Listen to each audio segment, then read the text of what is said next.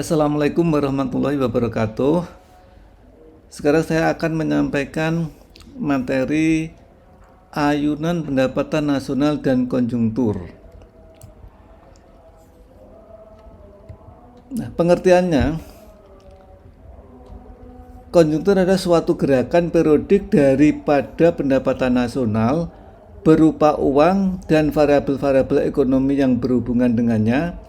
Gerakan tersebut terdiri dari dua periode berturut-turut, yaitu berupa kenaikan dan penurunan. Ciri gerakan konjungtur: gerakan tersebut pada umumnya terlihat dalam seluruh proses ekonomi. Gerakan tersebut mempunyai gelombang atau periodisitas yang meliputi 3 hingga 11 tahun. Nah, kalau kita gambarkan, gerakan konjungtur itu merupakan hubungan antara periode atau tahun dengan pendapatan nasional. Jadi mula-mula misalnya adalah menaik, yaitu ekspansi, kemudian mencapai puncak, kemudian turun resesi. Nah, kemudian yang paling bawah yaitu depresi, kemudian selanjutnya adalah ekspansi lagi.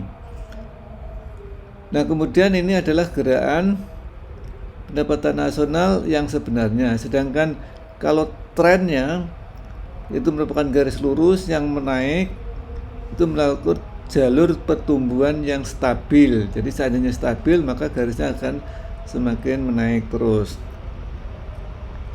Nah, ciri perekonomian sesuai gerakan konjungtur, yang pertama adalah adanya ekspansi atau recovery atau pemulihan, upturn.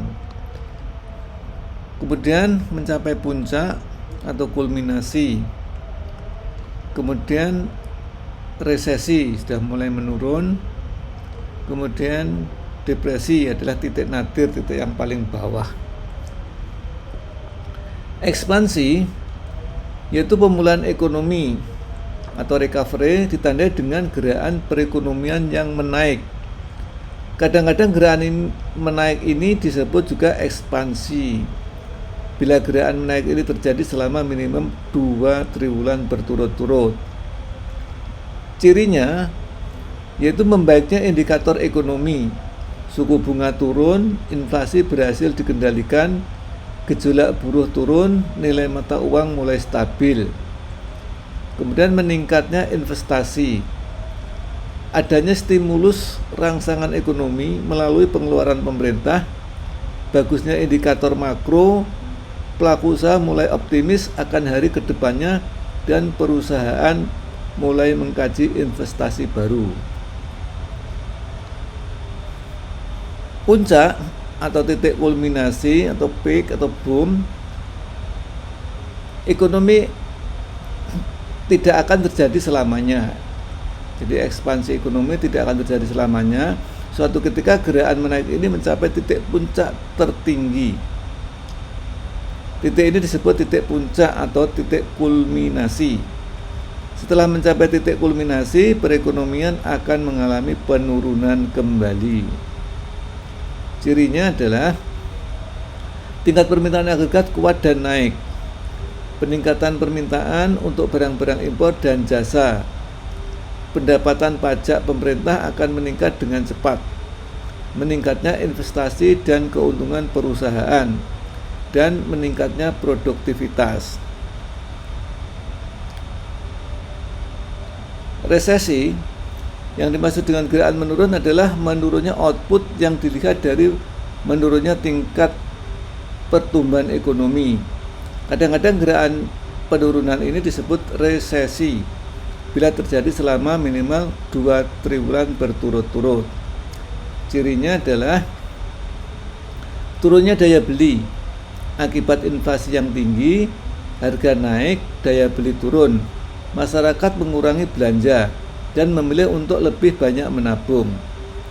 Turunnya investasi akibat turunnya konsumsi, produksi berlebihan, inflasi tidak diperlukan.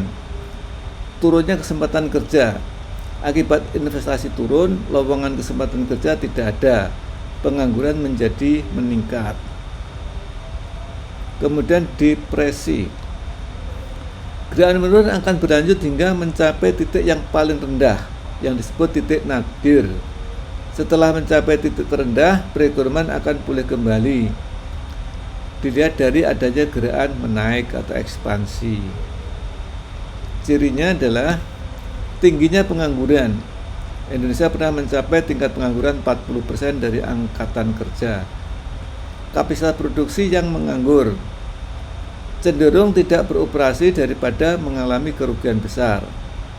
Resiko tinggi, rasa pesimis yang mendalam. Nah, kemudian berikutnya jenis-jenis fluktuasi ekonomi, yaitu tren sekuler, fluktuasi musim, dan fluktuasi siklis. Tren sekuler, istilah sekuler tren menunjukkan gerakan-gerakan jangka panjang ke atas atau ke bawah dalam aktivitas ekonomi.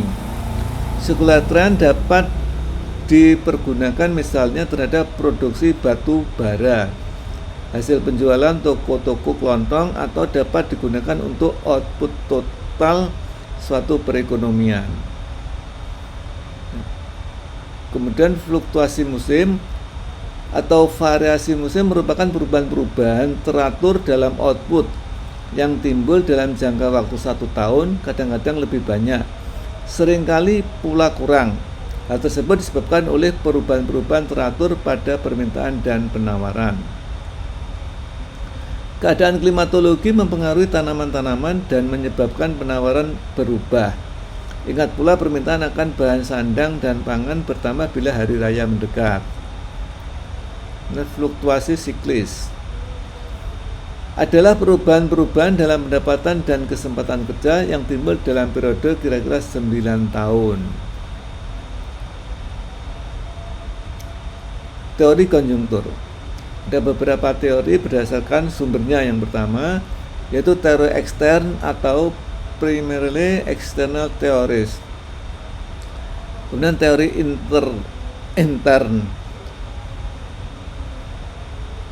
Teori eksternal, teori ini berusaha untuk mencari sebab-sebab fluktuasi pada hal yang terletak di luar sistem ekonomi, umpamanya siklus bintik-bintik matahari, peperangan, dan lain-lain.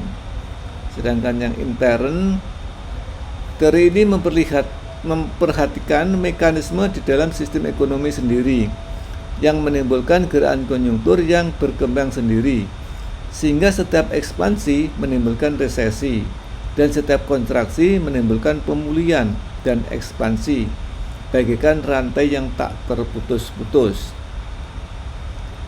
Kemudian berdasarkan kejadiannya, yang pertama adalah teori psikologis, yang kedua teori moneter, yang ketiga teori konsumsi kurang, yang keempat teori investasi, yang kelima adalah shock and response theory. Yang pertama, teori psikologis. Teori ini mengatakan bahwa yang dapat menimbulkan fluktuasi dalam kehidupan ekonomi adalah psikologi dan harapan-harapan orang, terutama pihak pengusaha. Bila pengusaha mempunyai harapan baik mengenai masa yang akan datang, maka mereka akan memperluas output serta investasi, dan waktulah yang akan membutuhkan harapan-harapan mereka. Begitu pula harapan konsumen akan masa yang lebih baik dapat menyebabkan pengeluaran mereka bertambah. Kemudian teori moneter. Teori ini menyatakan fluktuasi ekonomi terjadi karena perbedaan jumlah uang.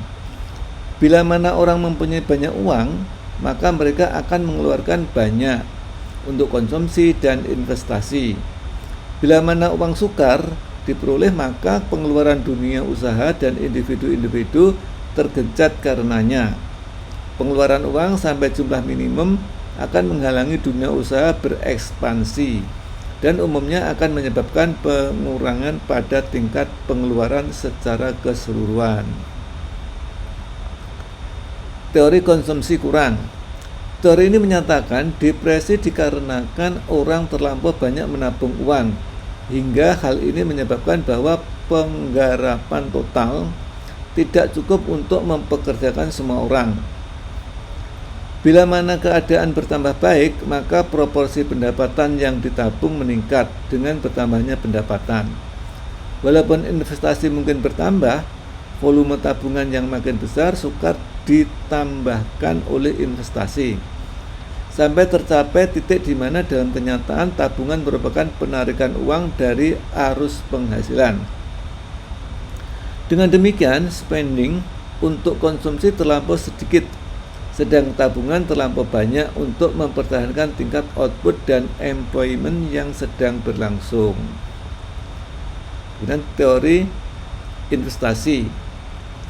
Teori ini menyatakan bahwa investasi meningkat bila mana suatu innovation, penemuan baru dapat dilaksanakan dalam sebuah perekonomian, umpamanya jalan-jalan, kereta api, dan boom tersebut berkurang bila mana gerakan tersebut berakhir. Kemudian shock and response theory. Teori ini menyatakan konjungtur timbul karena adanya goncangan ekstern seperti peperangan, penemuan tambang-tambang emas, kejadian-kejadian politik, perubahan hawa. Shock tersebut memberikan dorongan ke atas atau ke bawah pada sistem ekonomi yang dapat diperkuat oleh faktor-faktor intern yang kumulatif. Demikian yang bisa kita sampaikan. Bila taufiq wal hidayah. Wassalamualaikum warahmatullahi wabarakatuh.